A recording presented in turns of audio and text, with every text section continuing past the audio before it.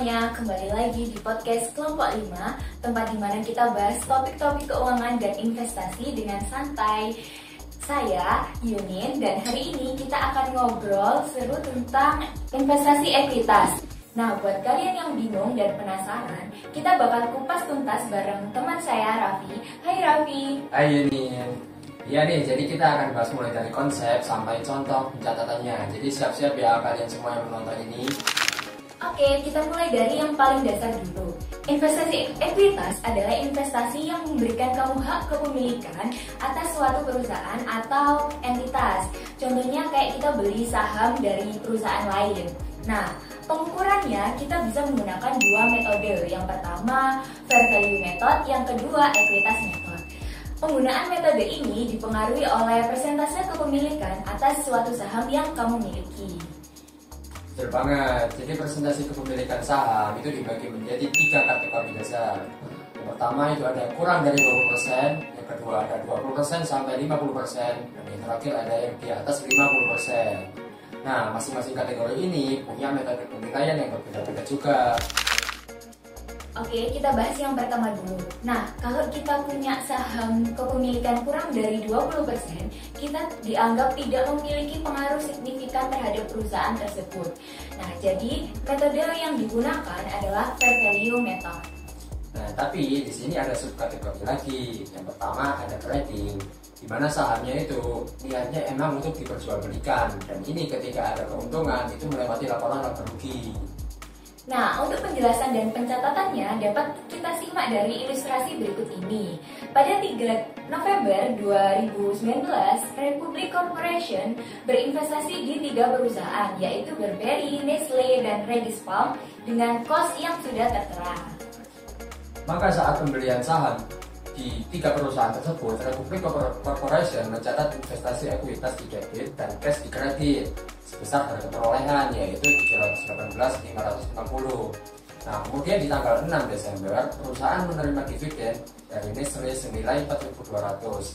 Nah, ini dikatakan sebagai pendapatan dividen, sehingga mencatatnya cash di debit, sedangkan kreditnya pendapatan dividen senilai 4.200.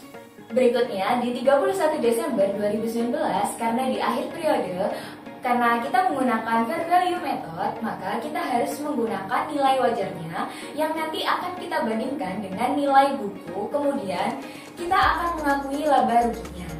Nah, di sini penyesuaian nilai wajar untuk tahun 2019 adalah 35.550. Nah, ini termasuk rugi ya, sehingga pencatatannya laba rugi yang belum direalisasi di debit dan penyesuaian nilai wajar di kredit sebesar 35.550. Kemudian pada tanggal 23 Januari, Republik menjual saham Burberry senilai 287.220. Sementara nilai bukunya 299.700. Nah, ini kan terjadi keuntungan, sehingga laba penjualan ekuitas sebesar 27.520. Jurnal yang dibuat perusahaan untuk tanggal 23 Januari itu adalah kas di debit senilai harga jualnya 287.220, investasi ekuitas di kredit sebesar nilai bukunya yaitu 259.700, dan laba penjualan investasi di kredit sebesar selisihnya tadi yaitu sebesar 27.520. Nah, itu adalah ilustrasi untuk kepemilikan saham kurang dari 20% yang diperjualbelikan. Dan yang kedua adalah non-trading atau available for sale. Jadi, sahamnya nggak aktif diperdagangkan tapi disimpan. Kalau ada laba rugi yang belum terrealisasi akan dimasukkan ke dalam other comprehensive income, bukan ke net income. Jadi kalau trading, ketika ada laba atau rugi itu langsung mempengaruhi laba perusahaan. Nah, sedangkan non-trading itu nggak langsung mempengaruhi laba perusahaan, tapi langsung masuk ke ekuitasnya. Nah, selanjutnya kita akan menampilkan contoh soal dan pencatatan terkait non-trading. Nah, pada tanggal 10 Desember, Republic Corporation membeli saham Hawthorne dengan total 20.750, investasi kurang dari 20%. Maka jurnalnya investasi ekuitas di debit dan kas di kredit senilai 20.750. Lalu, Republic Corporation mendapatkan dividen dari Hawthorne senilai 450, sehingga jurnalnya kas di debit dan pendapatan dividen di kredit senilai 450.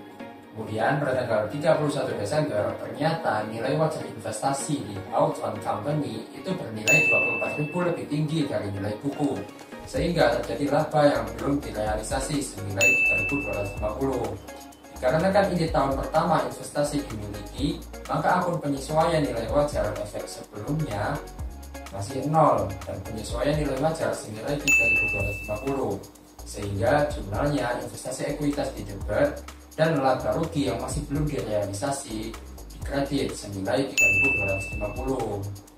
Untuk penyajian di laporan posisi keuangan di sisi debit, investasi ekuitas sebesar nilai wajar, lalu di sisi ekuitas ada akumulasi pendapatan komprehensif sebesar 3.250. Nah, di laporan laba rugi komprehensif di sisi pendapatan dan beban lainnya terdapat dividen, kemudian di sisi pendapatan komprehensif lain terdapat laba yang belum terrealisasi. Nah, sekarang kita akan lanjut ke kategori kedua nih, yaitu kepemilikan saham 20% sampai 50%. Di sini kita dianggap punya pengaruh signifikan terhadap perusahaan yang kita investasikan. Jadi metode yang dipakai adalah metode ekuitas. Ya nih, jadi investasi dicatat berdasarkan biaya awalnya, kemudian disesuaikan dengan laba atau rugi yang dilaporkan oleh perusahaan. Jadi kalau perusahaan untung, maka investasi kita naik. Begitupun sebaliknya, kalau perusahaan rugi, investasi kita menurun. Oh, jadi dividen yang kita terima itu juga mengurangi nilai investasi kita ya? Betul, jadi dividen itu tidak dianggap sebagai pendapatan, tetapi sebagai pengurang dari nilai investasi. Beda sama kepemilikan saham kurang dari 20% ya. Nah, sekarang kita lihat contohnya. Tanggal 2 Januari, PT Maxi membeli 48.000 lembar saham PT Mini dengan harga per lembar $10. Kepemilikannya sebesar 20%. Maka ini dicatat investasi saham di debit dan kasih kredit senilai $480.000 pada kolom 1 jika menggunakan fair value method dan kolom 2 menggunakan metode ekuitas. Ini hanya untuk perbandingan saja ya antara kedua metode tersebut. Kemudian pencatatan yang kedua ini akan berbeda ketika PT Mini melaporkan laba bersih. Di metode ekuitas dianggap menambah investasi saham senilai $40.000 dari 20% dikali dengan $200.000, sedangkan pada metode fair value tidak berpengaruh pada pencatatannya. Di 31 Desember, harga pasar saham PT Mini Di 31 Desember, harga pasar saham PT Mini $12, sehingga pada metode fair value melakukan penyesuaian ke nilai wajarnya, sedangkan di metode ekuitas tidak berpengaruh. Pada tanggal 28 Januari di tahun berikutnya, PT Mini membagikan dividen senilai $100.000. Nah, ini jika metode fair value dianggap sebagai pendapatan dividen. Sedangkan pada metode ekuitas, pembagian dividen itu justru mengurangi nilai investasi saham. Kemudian di tahun 2020, PT Mini melaporkan kerugian senilai $50.000. Di metode fair value tidak berpengaruh, sedangkan di metode ekuitas, rugi akan mempengaruhi investasi saham. $10.000 didapat dari $50.000 dikali dengan 20% kepemilikan PT Maxi.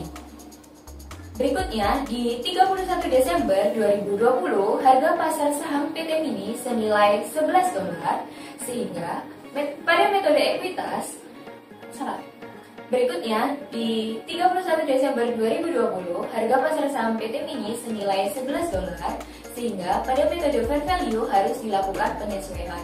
Sedangkan di metode ekuitas tidak perlu melakukan pencatatan. Oke, kita lanjut ke kategori terakhir nih, yaitu kepemilikan di atas 50%. Nah, kalau kita punya saham lebih dari 50%, kita dianggap punya kendali atas perusahaan tersebut. Jadi metode yang dipakai itu adalah metode konsolidasi. Iya nih, jadi kita harus membuat laporan keuangan konsolidasi, di mana laporan keuangan perusahaan induk akan digabungkan dengan laporan keuangan anak perusahaan. Jadi laba ruginya tidak diakui secara langsung, tapi melalui laporan konsolidasi.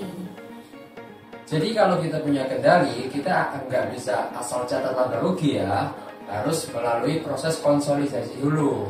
Betul sekali. Ini penting banget buat memastikan laporan keuangan kita akurat dan sesuai dengan standar akuntansi. Nah, buat kalian yang mau belajar investasi atau baru memulai investasi, jangan lupa untuk terus belajar dan konsultasi dengan ahlinya dulu ya. Yap, sekian obrolan kita kali ini. Tunggu di obrolan kita selanjutnya ya. Semoga obrolan kali ini bermanfaat untuk kalian yang ingin mulai berinvestasi saham. Bye-bye semuanya. Jangan lupa subscribe dan share di podcast kita.